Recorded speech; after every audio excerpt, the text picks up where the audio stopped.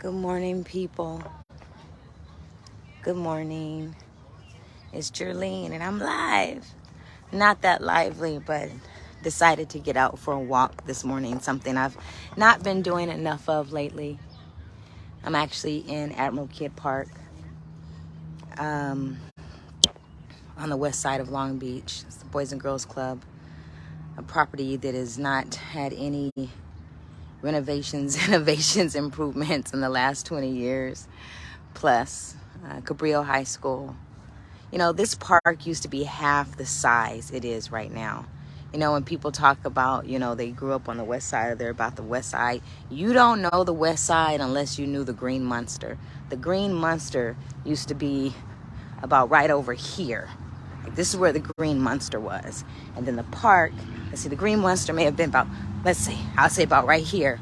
And then the park started somewhere over here. Seriously. The Green Monster used to be this huge, gigantic building, warehouse building that took up like a whole block. It was a section of buildings. And the Green Monster, it had prostitution, drug dealing. But they had a really good Japanese food restaurant in the cut in the Green Monster. And when the Green Monster was demolished, the park got expanded. So I was actually looking at this tree right here. This tree had to have been here when I was a child. This one, there's another one. That tree had to have been here when I was a child. That had to have been part of the original park. As a kid, my dad and I and my mom would walk up to the park, and they had the rocket slide. And the rocket slide, I don't know, in my brain, it was high. Like, you had to keep going and going and going and get to the top. Ooh, and on a summer day, it was hot. And then you would come down that slide, your ass be burning because the slide would be so hot. But you had to get on the rocket slide. Couldn't even breathe, be up in a little rocket thing. For some reason up in there, it was like hard to breathe. And then we had a real merry-go-round. And my mom would get so angry with my dad because the kids would hop on the merry-go-round and my dad would start spinning. He'd start running. And all of a sudden, kids would be flying off, would be flying across the sand. And then it had real swings, like real swings, like swings with the chains. And they were high, at least in my little childhood brain, they were really high. But I think they were as high as that rocket slide, though, or as halfway as high as that rocket slide. And my dad would put me in his lap, and my dad would start swinging, and he would swing, and my mom would get so angry with my dad because she thought that we were gonna hurt ourselves, and she would get up and she'd be angry. She would leave the park, like she would leave us at the park. She would just be like, "Bill, you're gonna hurt my baby." And she would leave us at the park, and my dad would jump out of the swing with me in his arms, and he landed on his feet every single time. So anyway, yeah, I'm reminiscing, but that's not why I was going live. But since I'm here at the park, I thought I'd make y'all laugh for a moment. But I'm walking. I haven't been out walking lately, and I'm like, I needed to start my day a little bit differently before I get into this grind of taking kids to school every day. So anyway, I walked over to the park slowly because I did have a cup of coffee in my hand a few minutes ago. But I wanted to, something's been keeping me up at night. Well, first of all, almost everything keeps me up at night. I'm an insomniac, so my brain is always going. The best sleep I've had in months was last week at that campground, sleeping outside in the dark, in a tent, in complete silence. Well, it wasn't completely silent, but I was hearing things. But that was like the best sleep I had in months. And like right now, I wish I was in a tent somewhere on a campground. But something that's like really been on me lately, if you've been paying attention, or just in the last couple years, I've been very vocal and a lot to say when it comes to the politics of things in our city, in the city of Long Beach. I don't talk about national stuff because I really believe that all politics are local. I believe that a lot of the things and behaviors that we see at our national level of government, our state, federal, and national level of government, it starts locally. So when we're disappointed with what we see at the, state, national level, those things aren't new to us. Those are things that were happening at the local level. So that's why I say all politics are local, because these individuals that represent us at these national levels, they come from our local governments. There are some that elevate to the top without ever going through the local government. But then often, at least in Long Beach, many of our representatives at our state and federal level, they were once local politicians. They were council members, commissioners, whatnot. So when people are disappointed with what they see at a different level, hey, they were originally here and you didn't hold them accountable. But on that, something that's really been bothering me, I often say, we elect people. When people are elected into government positions or government political positions of power of policy, council members, mayors, assembly members, Congress people, whatever position that they hold, attorney, prosecutor, we elect them. When I say we, the people, the voters, we elect them. But what's interesting, we elect them, and what I'm observing, they forget how they get. This has got slow connection. Maybe it's slow. Okay, that picked back up. We elect them, and I think we forget, or they forget, that we elected them.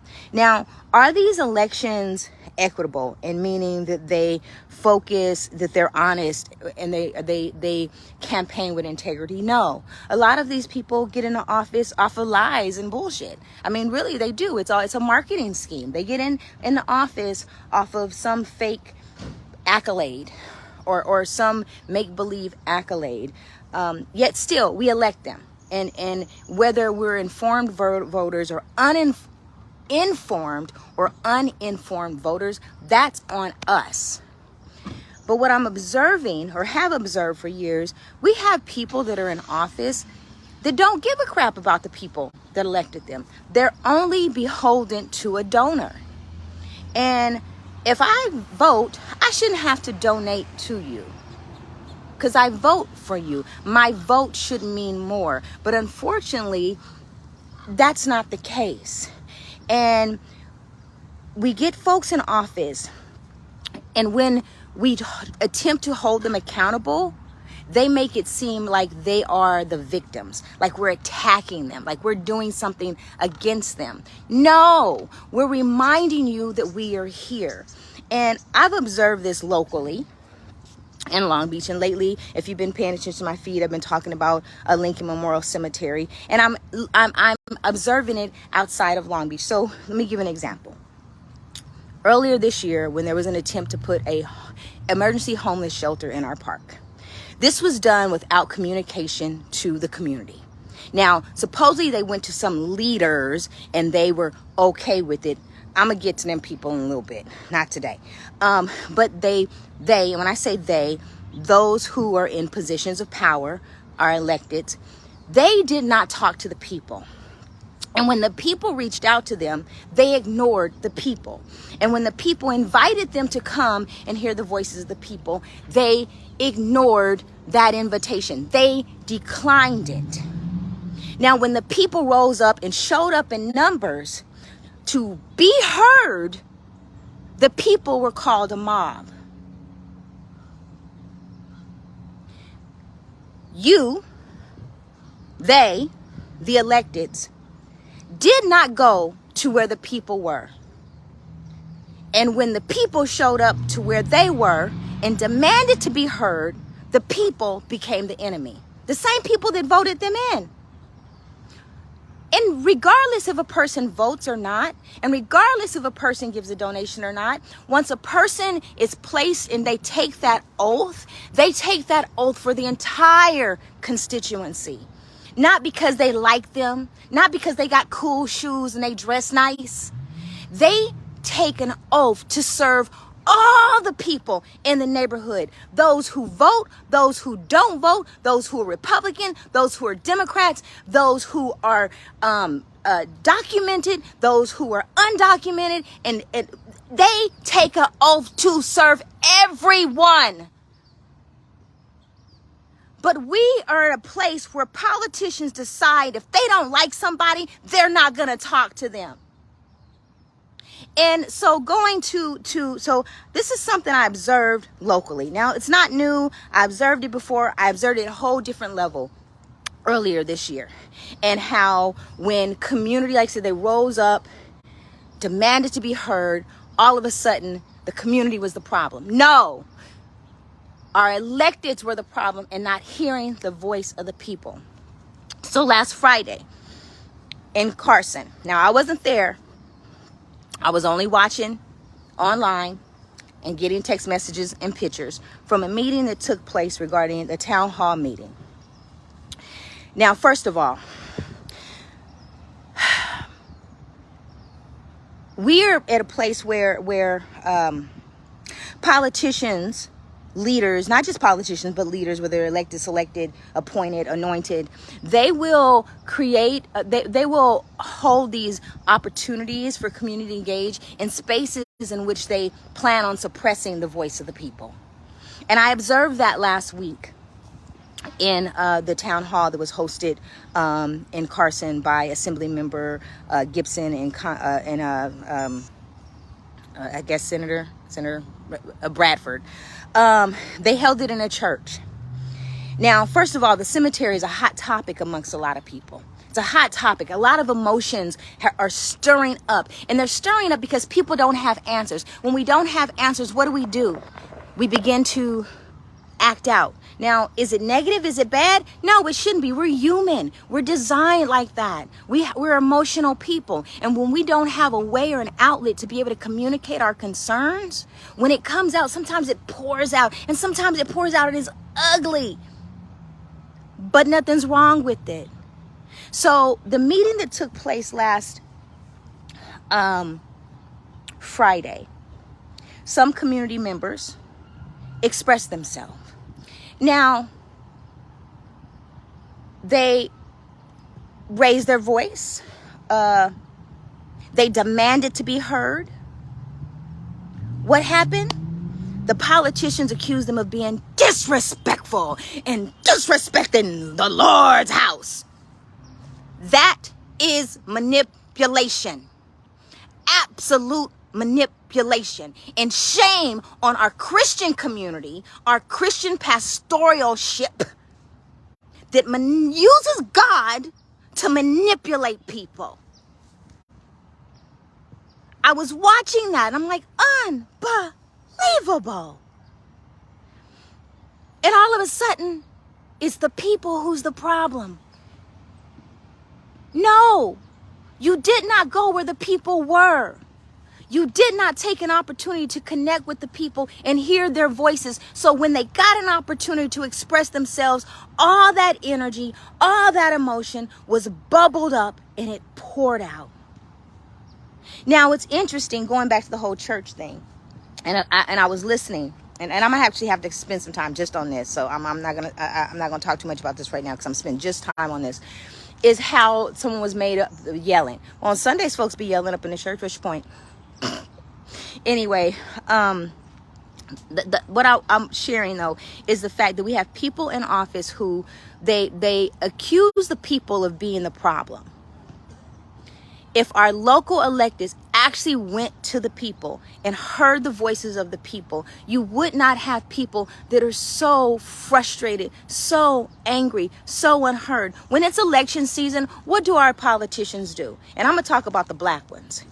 They show up at churches. They show up community members. They may even show up at cousin Auntie Nini's birthday party, 95th birthday party, because they know that, you know, she's a community elder, right? They show up at neighborhood association meetings.